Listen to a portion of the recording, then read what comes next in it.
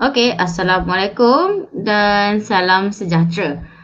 Alright, so seterusnya adalah bab yang keempat iaitu polimer. Bab yang keempat lah daripada 5 bab untuk tingkatan 5 ni.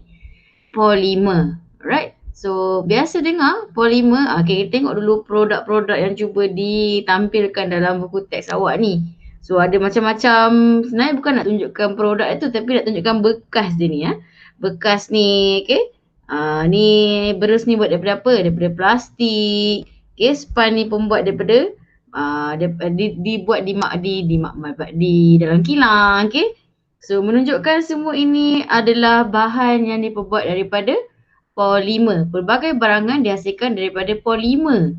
Okay, so dalam topik ini kita akan menerangkan ada 4 subtopik 4 subtopik iaitu menerangkan polimer, okay, menjelaskan tindak balas pempolimeran melalui aktiviti. So sepatutnya ada aktiviti pempolimeran untuk menghasilkan nylon, nylon, dan juga mewajarkan kegunaan polimer dalam kehidupan harian. Okay, ini dalam standard pembelajaran dalam 4.1 sahaja. Okay, kita ada 4.2 dan 4.3 kalau tak salah.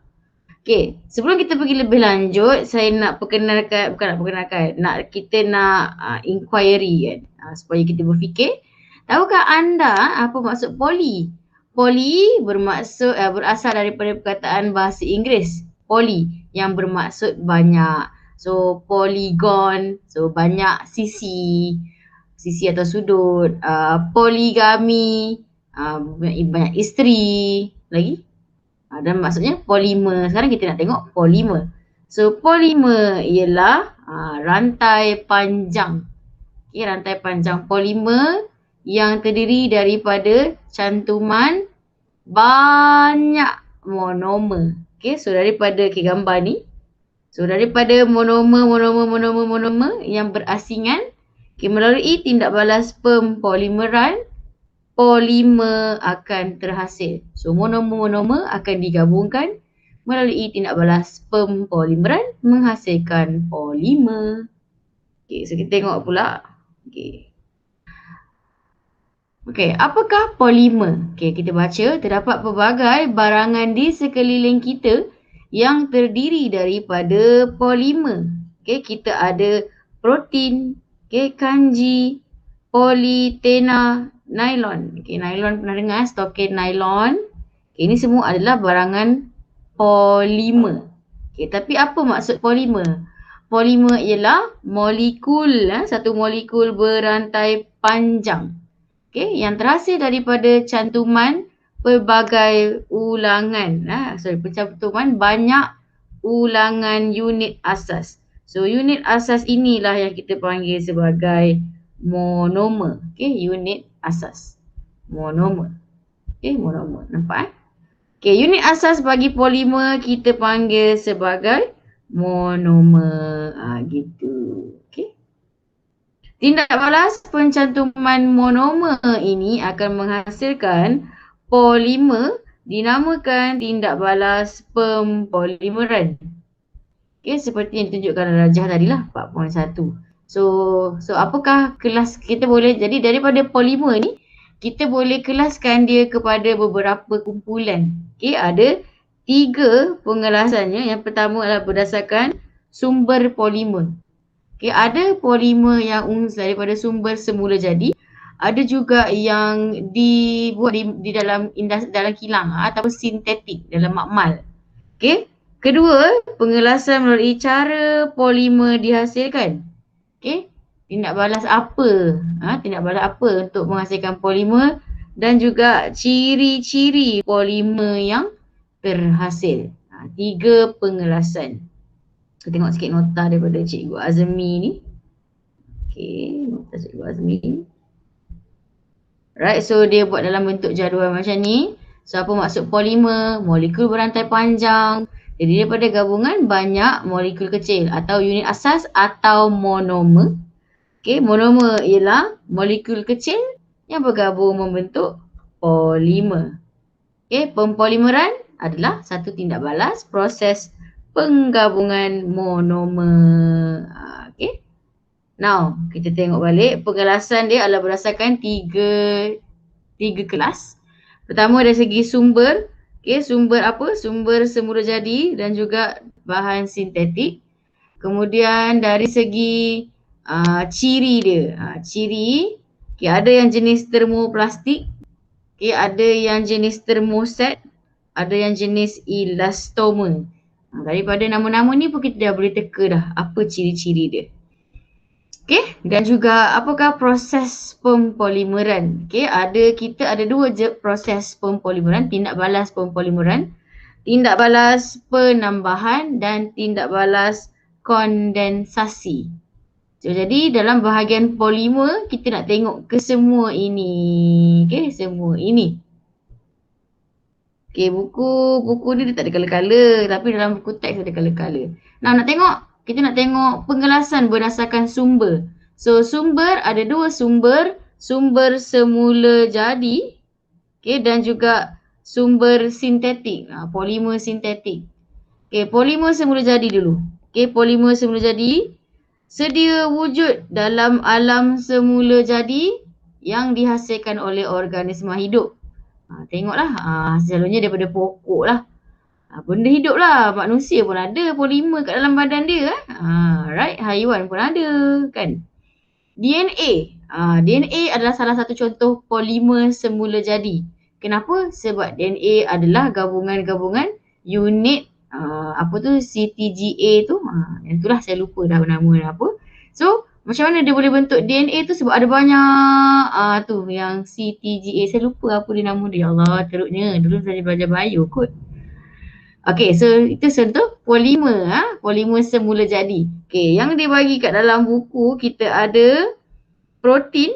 Kita ada protein. Okay, yang mana protein adalah polimer semula jadi. Yang mana monomernya adalah amino acid ataupun asid amino. Bahasa Melayu adalah asid amino. Kan? Bila you digest protein, cerna protein, produk yang terakhir sekali yang paling ringkas adalah asid amino. Jadi, asid amino ni lah sebenarnya yang membentuk protein. Okay, karbohidrat. Karbohidrat, kanji atau selulosa. Semua ni adalah polimer yang berlainan tapi monomernya sama. Monomernya adalah glukosa. Okay, gula, glukosa. C6H12O6. Okay, so daripada glukosa ini, monomernya akan boleh terbentuk karbohidrat, kanji dan selulosa. Bergantung kepada tempat dihasilkan lah.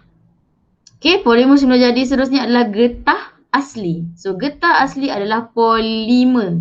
Okay, atau nama kimia dia adalah polyisoprena. Polyisoprena. Poli tu dah maksud banyak. Jadi, apakah monomer dia? Monomer dia adalah isoprena. Okay, isoprena tu nama dia. Okay, apakah formula? Bukan formula. Dari segi IUPAC ni, apakah nama dia? Dia adalah 2-metil but 1,2-diena. Cuba awak lukis. Apakah monomer dia tu? Struktur monomer. Kita kena belajar bab 2 dulu.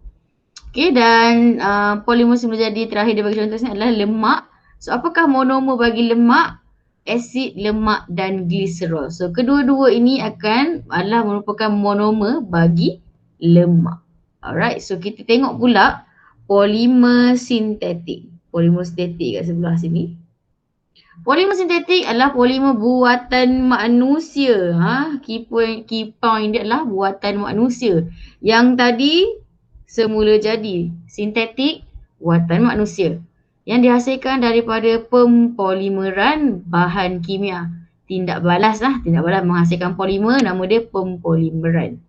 So, antara polimer-polimer sintetik yang famous adalah politina. Okay, politina yang buat you punya polystyrene tu, politena. Monomernya adalah etena. Okay, monomernya adalah etena.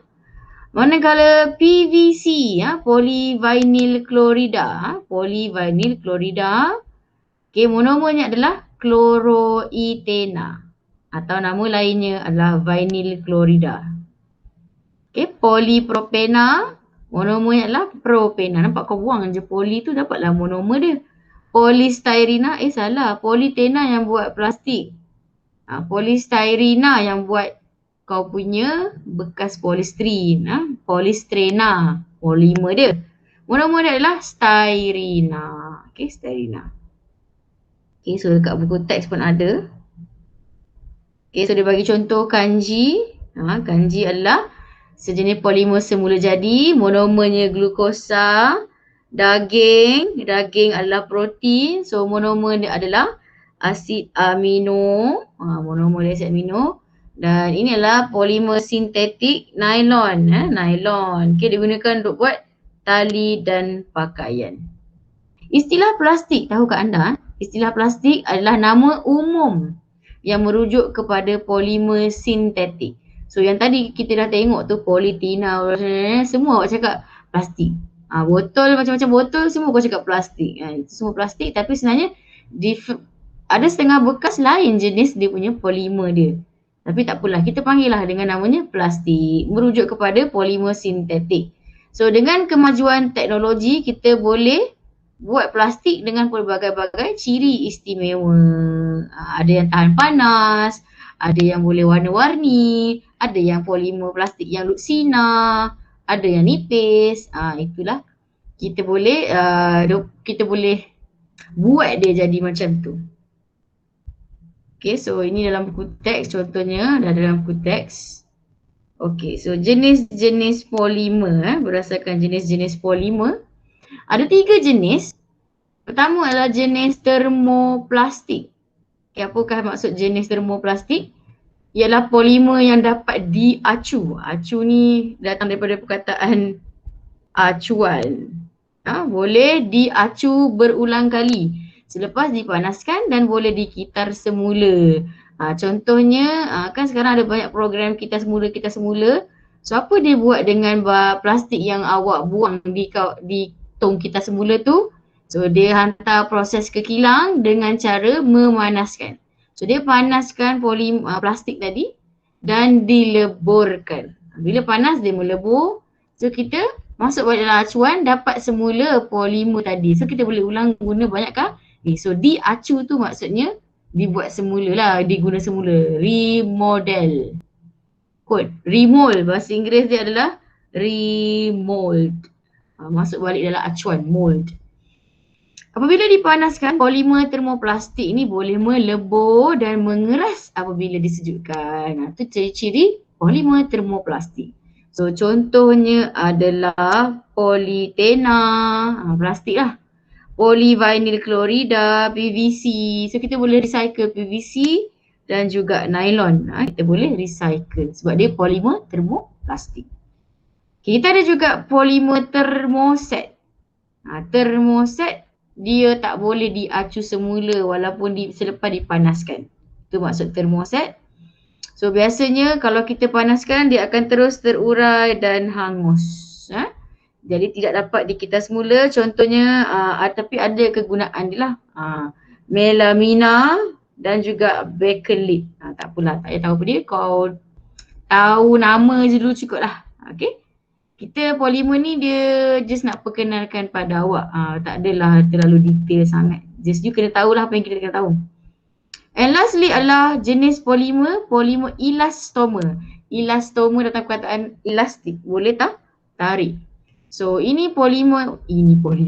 Polimer ini boleh diregang dan kembali kepada bentuk asal. So elastik, you tarik, you lepas, dia kembali kepada bentuk asal. Jadi dia mempunyai sifat elastik yang sangat tinggi. Okay, contoh-contoh polimer ini, jenis ini adalah polyuretana dan juga getah styrena, butadiena. Okay, ingat yang tu je. Okay, ingat yang ni. Soalan objektif dia boleh tanyalah.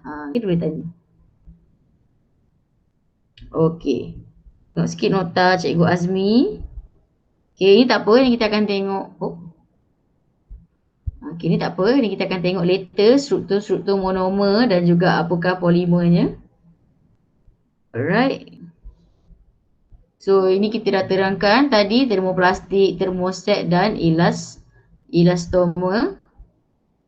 Okay, getah sintetik juga merupakan polimer elastomer.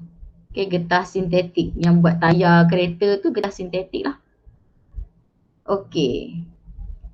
Last sekali adalah berdasarkan tindak balas ataupun proses pempolimeran. Ada dua jenis tindak balas pempolimeran. Okay, so tindak balas yang pertama adalah tindak balas penambahan. Penambahan ni senang. Ada monomer, pecahkan ikatan ganda dua dia, tambah monomer, tambah monomer, tambah monomer. So lama-lama jadi panjang. Okay. Kita ada juga tindak balas pempolimeran kondensasi. So bila cakap pasal kondensasi, tindak balas ini akan menyingkirkan molekul-molekul kecil. Okay, seperti air, amonia. Maksudnya dia, okay, tengok buku teks teruslah. Buku teks tu lagi clear kot. Okay. Alright.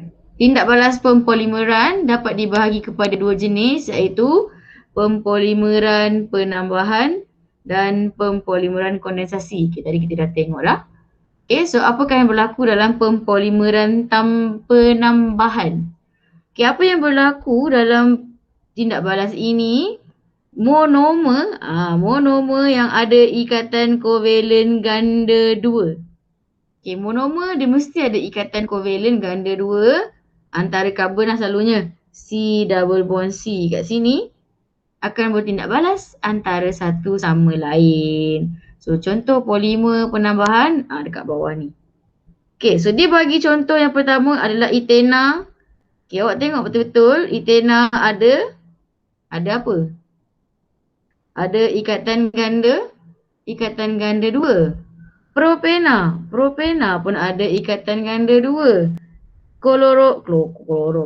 Kloroetena pun ada ikatan ganda 2. So untuk jadikan dia polimer, ikatan ganda 2 ini perlulah diputuskan ataupun dibuka. Dibuka. Okay, macam mana? Okay, jom kita buat satu. Etena. So daripada monomer etena, C2H4. Okay, ini adalah etena dan juga ini adalah monomer. So macam mana dia boleh jadi polimer? So apa yang berlaku? Ikatan ganda 2 tadi diputuskan. Apabila ia terputus, tinggal satu lah. Apabila diputuskan, ia akan akan membuka ikatan baru. Dia akan buka. So awak ingat, satu atom karbon boleh buat 4 ikatan tunggal lah. Satu ikatan lah, 4 ikatan. Sekarang ni, atom ni dah ada 2 kan, atas dengan bawah, atas dengan bawah. Sorry, 2 apa 3? Sorry. Okay, untuk atom yang pertama ni, karbon yang pertama ni ada 1, 2, 3 ikatan. Okay, jadi dia boleh tambah lagi satu kat ujung sini. Nampak tak? Jadi akan berlaku penambahan monomer kat sebelah sini. Pada atom nombor 2 ni, ada berapa ikatan dah? 1, 2, 3. Bila dia buka ikatan ganda 2 tadi, dia akan tinggal 3 sahaja. So akan ada ikatan yang free kat ujung sini. Jadi monomer boleh tambah juga di sini. Okay, so apa yang terjadi? Apa yang terjadi? Kita gerak ke sini sikit. So daripada monomer etena, boleh tambah lagi monomer etena yang lain. Dia mestilah monomer yang sama lah. Baru boleh jadi politena. Okay. Patutnya saya buatkan lain kan. Okay, ni datang lagi monomer yang lain. Setiap monomer kena pecahkan ikatan ganda 2 lah. Okay, so tadi colour dia lain. Okay, saya tukar colour. Colour biru. Okay, so nampak tak? Dia daripada monomer yang ganda 2, tambah. So inilah tindak balas pempolimeran tambahan. Tapi kalau kata kita tak tulis polimer panjang macam ni sebab kita tak tahu berapa banyak monomer yang akan ditambah di situ. Jadi bagaimanakah cara penulisan polimer? Okay, cara penulisan polimer ialah, tadi kan? Tadi apa? C2H4. Ini adalah monomer etena. monomer. Monomer mesti ada ganda 2. So macam nak lukis polimer dia, iaitu politena. Okay, so senang saja, you ambil saja, you pecahkan ganda 2 dia. Buka ikatan baru. Okay, hidrogen atom tadi biar dia dekat situ. Biar saja dia dekat situ. Okay, sudah tak ada ikatan ganda 2. Dah nampak dah macam polimer. Okay, tapi you letak bracket. Okay, dengan integer n dekat bawah tu. So inilah formula bagi polimer. Tak ada double bond, ada bracket dekat situ. Okay, kalau tak percaya macam tengok balik. Yes. Okay, n merujuk kepada integer yang kita tak tahu bilangan nombornya. Mungkin juga infinity. Kalau banyak monomer, jadilah dia yang seperti itu. Jadi monomer bagi etena, polimer dia politena, polietena. Okay, pecahkan saja ikatan ganda 2 dia, tambah ikatan baru di hujung sini. Okay, boleh faham? So politena ciri-ciri dia tahan lasak dan kuat, digunakan untuk buat beg plastik, botol plastik dan juga plastik pembungkus. Okay, seterusnya kita ada propena. Propena dia macam ni, dia susun macam ni. So sebenarnya propena adalah propena dah C3 prop kan. C3. Okay, double bond, ada double bond pada carbon kat hujung sini. Susah lukis ni. Okay. 1, 2, 3 ada double bond dekat sini. Okay, so atom ni ada 2 hidrogen. Atom ni pun ada 1, 2, 3, 4 dah cukup. Okay, dan carbon yang ketiga ada CH3. Macam ni. Pada asalnya inilah dia propena. Okay, inilah dia propena. Okay, so macam mana dia nak susun? Kalau dia beri ni, dia suruh buat polimer, awak kena susun, awak kondenskan ni CH3 kan, CH3 tulis macam ni. Kemudian dia masih duduk pada carbon nombor 2 ni. Tapi awak pindahkan dia ke bawah. So awak akan dapat struktur yang macam ni. Boleh faham tak? Tak boleh faham, saya cuba tulis balik. So yang ni CH3 kan? Kita tulis CH3 macam ni. Okay. So CH3 ni melekat pada carbon yang ini. Betul? So apa yang saya buat ialah kita pindah kita pindahkan dia duduk kat sini. Masih lagi pada carbon yang sama. Tapi hudur kan tulis macam tu. So saya tulis lah betul-betul balik. Gitu. Okay? Boleh faham? So inilah monomer dia. Bila buat macam ni, barulah kita boleh buka ikatan dekat tepi sini. Baru kita boleh buka ikatan dekat tepi sini. Kalau you buat macam tadi tu, mana. Kalau macam ni, sampai ke sudah pun awak tak boleh buat polimer dia. So ini sebenarnya adalah propena kita. Ini sebenarnya propena kita. Tapi kita rearrange, benda boleh susun. Okay, tapi jangan sampai formula dia salah. Okay, susun dia sampai jadi macam sebelah ni. Inilah monomer dia, propena. So macam mana dia jadi polipropena? Saya padam. So dia jadi polipropena dengan membuka ikatan ganda 2 dia di sebelah sini dan sebelah sini.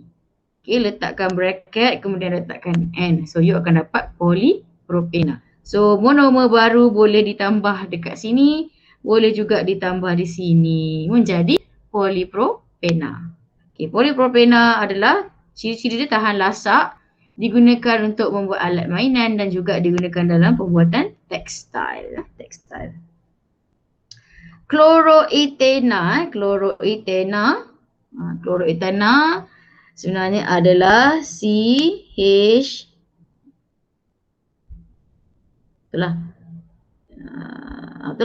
C2 tak nak CH2 CHCl. Inilah chloroethena ataupun vinyl chlorida. So disusun dalam bentuk macam ni lah. Inilah monomer dia. Okay, so macam nak jadi polimer, buka ganda 2 dia. So dia akan jadi polychloroethena ataupun polyvinyl chlorida. Okay, so nama dia adalah chloroethena monomer dia. PVC lah, nama famous dia PVC, kuat dan keras, digunakan untuk membuat pipe air dan juga penebat elektrik. PVC buat pipe air dan penebat elektrik. Okay, itu kegunaan PVC. Dan yang terakhir adalah monomernya, namanya styrena. Okay, perasan tak dekat atas karbon yang pertama ni ada satu structure. This one kita panggil phenyl, kumpulan phenyl. Ada dekat dalam buku teks awak. Okay, tak apa. Itu kejap lagi. So apa yang berlaku? Styrena boleh jadi polystyrena dengan cara membuka ikatan ganda 2. Okay, tambah kat sini. So ni akan jadi polimer dia, polystyrene. So apakah ini sebenarnya? Apakah ini sebenarnya struktur ini? Kejap lagi. Okay, ciri-ciri polystyrena ringan dan juga penebat haba. Okay, penebat haba digunakan sebagai penebat haba dan pembungkus. Kenapa Siri aku yang triggered? Okay, polystyrena digunakan dalam sebagai penebat haba dan juga pembungkus makanan. Okay, so dalam buku teks awak ada bagi. Okay. Okay, ini adalah kumpulan phenyl. Kumpulan phenyl. Ia adalah sejenis hydrocarbon cyclic. Cyclic ni dia boleh cycle, boleh pusing-pusing. Tak apalah, kita pernah intro dulu. Kita tak perlu tahu sangat pun sebenarnya. Tapi tak apa, saya intro. So dengan formula C6H5. Okay, C6H5. So sebenarnya formula dia macam ni. C6, 1, 2, 3, 4, 5, 6. H-nya 5 sahaja sebab H, patutnya H dia 6. Okay, sebenarnya patutnya H dia 6. Tapi dia dah gantikan dekat sini. Dia buang satu H untuk dia lekat pada karbon yang ikatan panjang lah sepatutnya. Macam tu. Contoh. Okay. So di antara karbon dengan karbon ni ada ikatan ganda 2 berselang. Berselang macam tu. So sebenarnya setiap ikatan dah cukup 4. Setiap karbon dah cukup 4 ikatan. Karbon yang ini 1, 2, 3, 4 cukup. Ini pun sama, 1, 2, 3, 4 cukup. 1, 2, 3, 4 cukup. Sama lah semua sekali. So sebenarnya ni kumpulan phenyl berasal daripada molekul benzin. Molekul benzin. Okay, C6H6. Selalu C6H6 kita buat dalam tulisan panjang kan. C.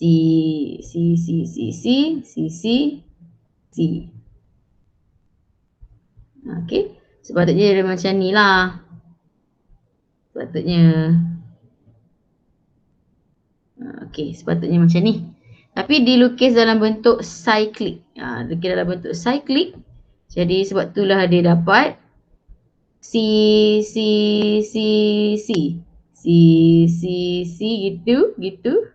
gitu.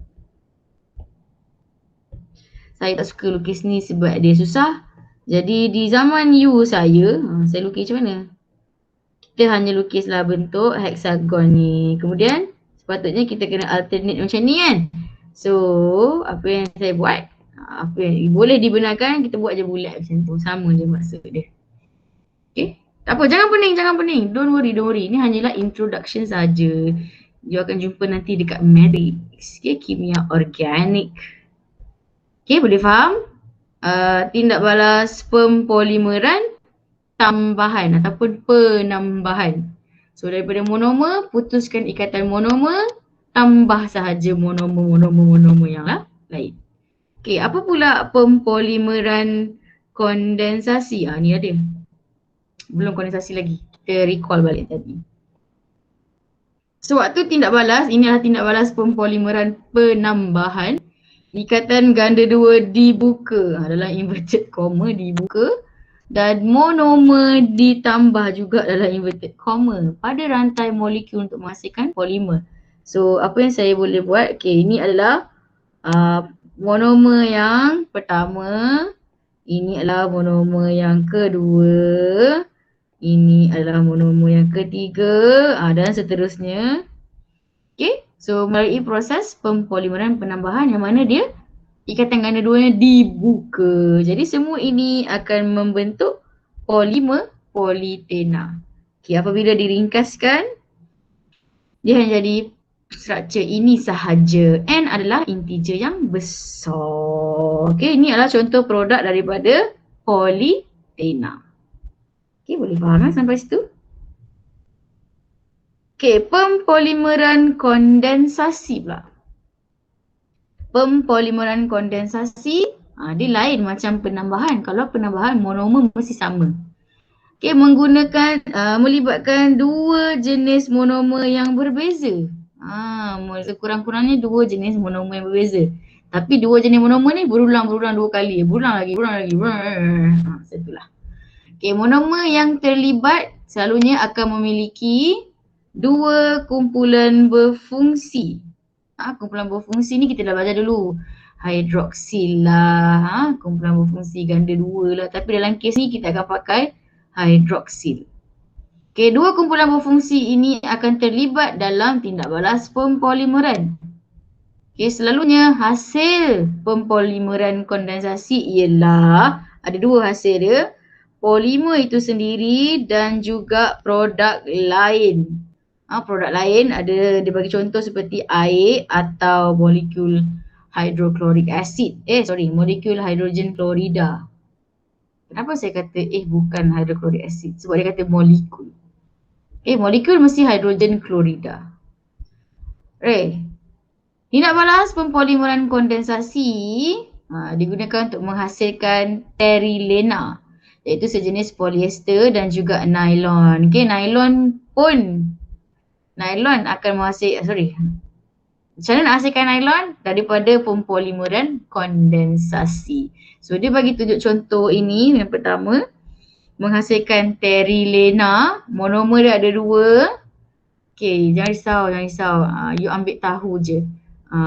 Soalan takkan keluar susah-susah sangat. Okay, cuma awak kena tahulah yang mana kumpulan berfungsi yang akan bertindak balas dan disingkirkan. So untuk tindak balas ini, monomernya adalah 1,2 etanadiol. Okay, ada dua, nampak? Diol kat sini, maksudnya ada dua kumpulan berfungsi. Sebelah sini ada satu, sebelah sini ada satu lagi. Nampak tak? So dia macam kalau dia bagi satu, ada lagi satu. Dan juga menggunakan asid tereftalik. Pelik tu. Juga mempunyai dua kumpulan berfungsi. So monomer dia mesti ada dua kumpulan berfungsi. So apa yang berlaku? So dia boleh bertindak balas. Okay, so satu ada OH. Dua-dua ada OH. So apa dia buat? Dia singkirkan molekul air. H2O. H2O yang akan tersingkir. So apabila dia bertindak balas, ini tersingkir, ikatan ini akan jadi bebas, free. So jadi dia akan bertindak balas. Nampak tak? Dia bercantum di sini. Menghasilkan terilena. Okay, terilena. So sama juga, jadi di sebelah sini, sebabkan dia ada dua kumpulan fungsi, yang kat sini pun hidrogen dia belah, yang kat sini pun OH dia belah. Nampak tak? Gitu. Bolehlah faham sikit. Kalau tak faham, ulang balik video ni. Jadi ini akan jadi polimer dia, terilena. Okay, terilena dan menyingkirkan satu produk iaitu air. So kita letak integer N, kat sini pun letak N sebab kita tak tahu berapa banyak bilangan air yang dihasilkan dan berapa banyak polimer yang dihasilkan. N adalah integer nombor yang besar.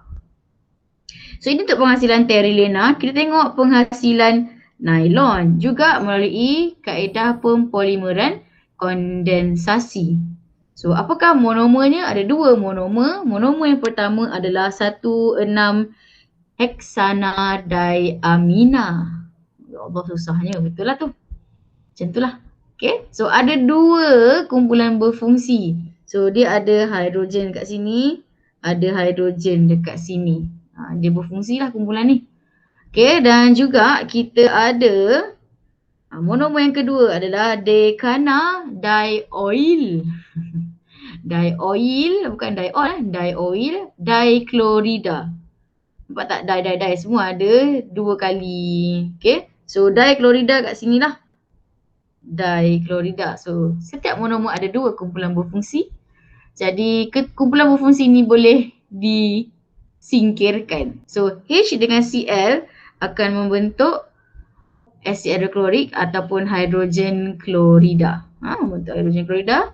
So tindak balas ini akan menyebabkan penghasilan nylon. Bayangkan ini baru satu molekul polimer dia. Bayangkan panjang, lagi banyak lagi tambah. So ini akan menghasilkan polimer ataupun molekul yang sangat besar. Okay, penghasilan nylon. So, sebenarnya dekat makmal kita boleh buat aktiviti ni. Kita sepatutnya kena buat aktiviti ni untuk menghasilkan nylon. So ini adalah aktiviti makmal 4A. Tujuannya adalah untuk menghasilkan nylon dan mengkaji sifat nylon yang dihasilkan. Bahannya yang seperti tadi, 2 monomer tadi, 1,6-diaminoheksana dan decana-dioil dichlorida. Kita juga memerlukan heksana, serbuk natrium hidroksida dan juga isoling. So kenapa kena isoling? Sebab nanti hidrogen klorida tu larut dalam isoling bentuk asid hidroklorik. Dia perlukan rod kaca, pika, penyepit dan juga silinder penyukat. Okay, sebelum mula prosedur kita baca langkah berjaga-jaga.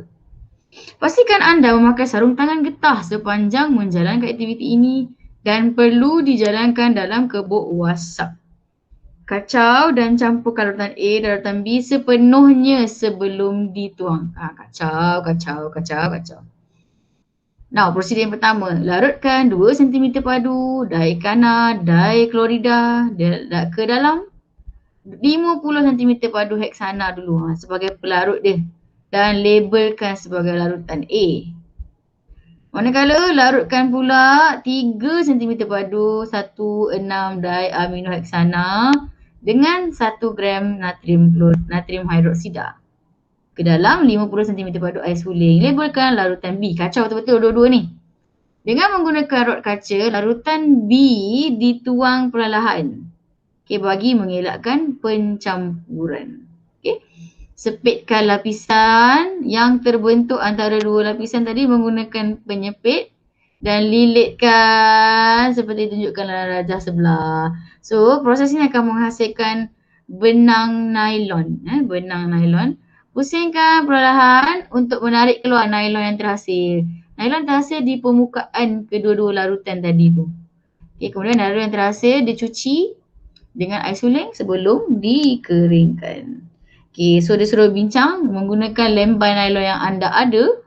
Bincangkan kekuatan nylon. Tariklah putus ketak, senang ketak. Kekenyalan, adakah nylon ni kenyal? Tidak. Ketahanan terhadap haba. Okay, dan juga nyatakan kegunaan nylon. Okay. Nylon ni kenyal lah sebab tu boleh buat stokin nylon tu. Okay. Dan bahagian terakhir adalah penggunaan polimer dalam kehidupan seharian. Ciri-ciri polimer sintetik adalah penebak haba yang baik, bersifat lengai dan tidak reaktif, ringan, kuat dan keras, mempunyai daya tahan yang tinggi. Polimer sintetik digunakan dalam pelbagai aspek kehidupan kerana mempunyai ciri-ciri yang tidak dapat pada polimer semula jadi.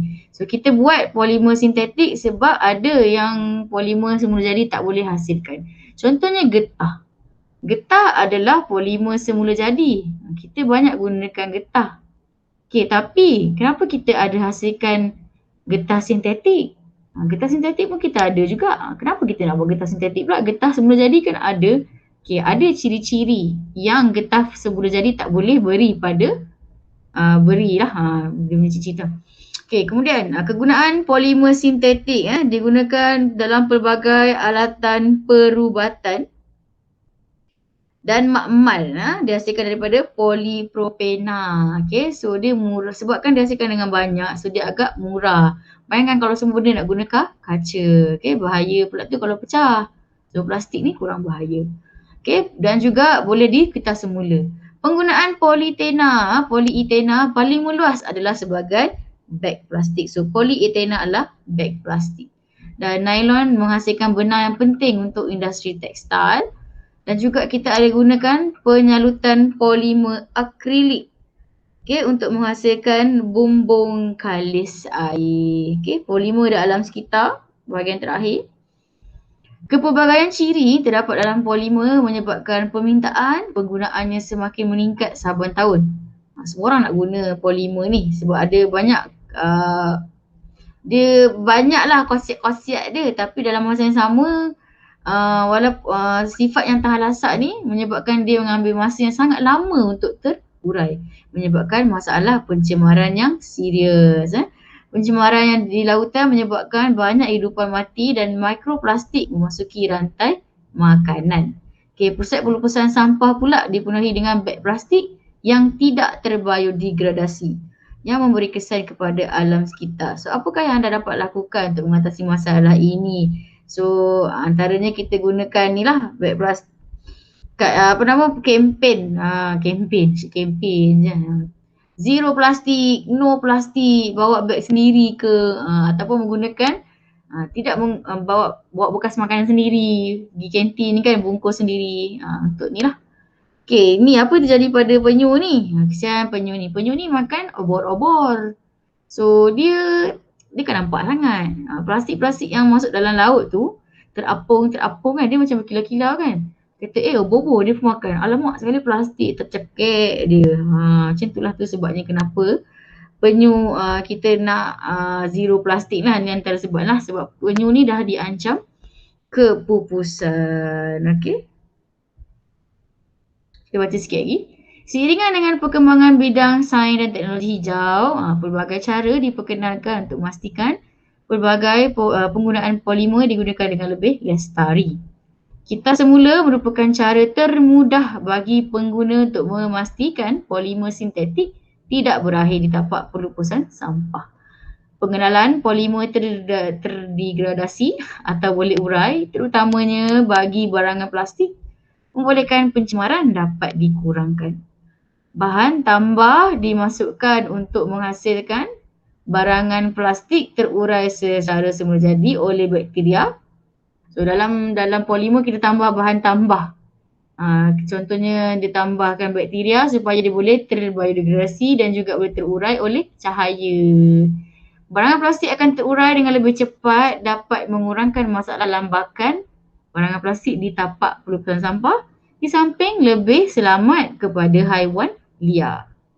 Tahukah anda lagi? Botol plastik mengambil masa 450 tahun untuk terurai sepenuhnya. Bagaimanakah dengan bahan polimer yang lainnya? So kita tengok ni plastik fotodegradasi ni. Hari pertama macam tu, selepas 30 hari dia mula terbiodegradasi. Selepas 55 hari dia akan terus terdegradasi. So inilah plastik fotodegradasi. Inilah cawan plastik biodegradasi. So dalam bio pun ada belajar aku rasanya. So tamatlah situ. So getah asli kita akan sambung dalam Google Meet. Sekian. Terima kasih.